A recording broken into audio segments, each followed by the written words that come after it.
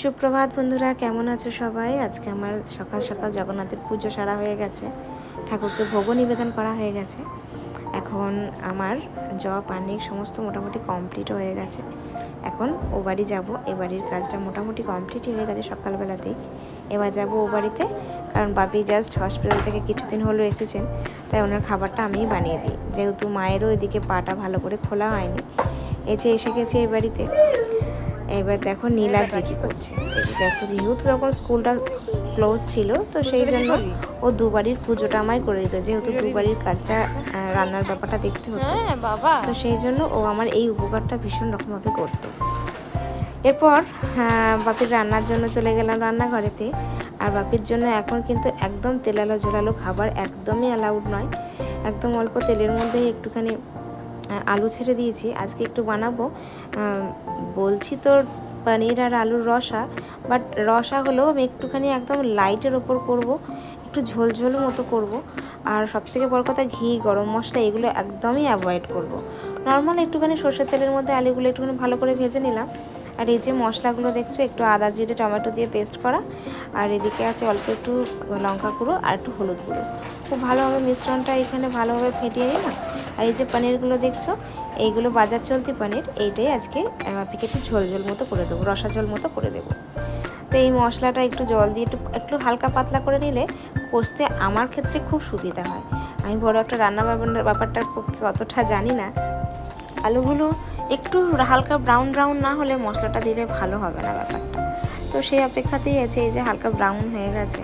আমি সেই সময় এখানে ভয়েসটা দিতে পারিনি, তার কারণ আমার এডিটিংয়ের সময় খুব একটা ভালো লাগেনি, তো ওই জন্য আমি আবার পরে আর কি ভয়েস ওভার করছি। তো কড়ার মধ্যে মশলাটা দিয়ে ভালো করে কষিয়ে নিতে দেখছি কিছুক্ষণ পরেই দেখছো তোমরা মশলাটা টেনে নিয়েছে। এদিকে একটু গরম জলও বসিয়ে দিয়েছি। যে কোনো তরকারিতে একটু গরম জল অ্যাড করলে কিন্তু অবশ্যই তার টেস্টটা অনেকটাই ভালো হয়। ভালো করে কষিয়ে নেওয়ার পর গরম জলটা দিয়ে দিলাম।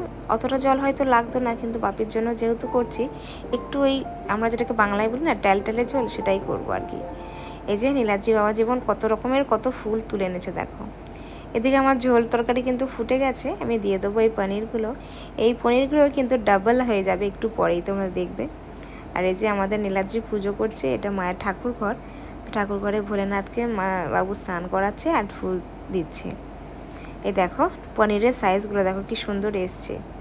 এরকমই রাখবো, খুব বেশি ঝোলটা মারবও না, একদম লাইটের ওপর রাখবো, কারণ এরকমই খাবার দেওয়ার কথা বলা হয়েছিল। এই যাচ্ছে আমাদের সকালবেলাকার জল খাবার, বাপির খাবার আর কি। আর আমিও একটু টেস্ট করে দেখবো, আমিও একটু খাবো। সত্যি এত আমি খুব একটা, সত্যি এখনও বলছি, রান্নাবান্না খুব একটা একদমই পারি না, তারই মধ্যে বেশ ভালোই লাগলো খেতে। তবে হ্যাঁ, এটা বলতে পারি যে এটার সঙ্গে একটুখানি ঘি গরম মশলা দিলে আরও ভালো হতো, বাট আমার তো ভীষণ ভালো লেগেছে। সারাদিনের কাজকর্মের পর আজকের বিকেলবেলা চলে গেছিলাম শ্যুটিং ডেতে। তো আমার যেহেতু জুয়েলারি পেজের শ্যুটের প্রয়োজন হয়, তো সেই জন্যই আজকে শ্যুট ডেটে রাখা হয়েছিল, কারণ প্রায় 18-20 দিন হয়ে গেল কোনো শ্যুট করা হয়নি। আজকে একটা রেড কালারের পিওর কাতান পরেছি, আর চুলটা নর্মালি বেঁধেছি, শুধু সামনেটা একটু কার্ল করে নিয়েছিলাম। আর খোঁপাটা তো জাস্ট কোনো রকমে বেঁধেছিলাম, তোমরা খোঁপাটা পেছন থেকে দেখলেই বুঝতে পারবে। নর্মাল বেঁধে জাস্ট একটু দুটো জুঁই লাগিয়ে দিয়েছিলাম, কোনো রকমে জাস্ট রেডি হতে পেরেছি। স্মোকি আইটা যেমনটা চেয়েছিলাম তেমনটা করতেও পারিনি, কারণ ওটা করতে গেলে কিন্তু স্মোকি আই একটু টাইম তোমরা লাগিয়ে জানো, কিন্তু সব দিকটা সামলে আমি অত সুন্দরভাবে করে উঠতে পারিনি। তবে একটু টাইম যখন পাবো তখন কিন্তু প্রপার স্মোকি আই একটা অবশ্যই তোমাদের করে দেখাবো। এই হচ্ছে আমার ফুল কাউন্টারটা। আর এখন দেখো আমি এই যে আমার যে পেজে যে ছবিগুলো তোমরা দেখতে পাও, সেগুলো কিভাবে শ্যুট হয় তোমরা জানতে চাও না? এই রকমভাবেই কিন্তু শ্যুটগুলো হয়।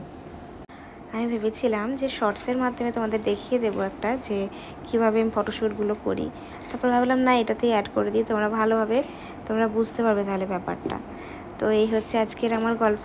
কেমন লাগলো ফটোশ্যুটটা অবশ্যই জানিও কিন্তু।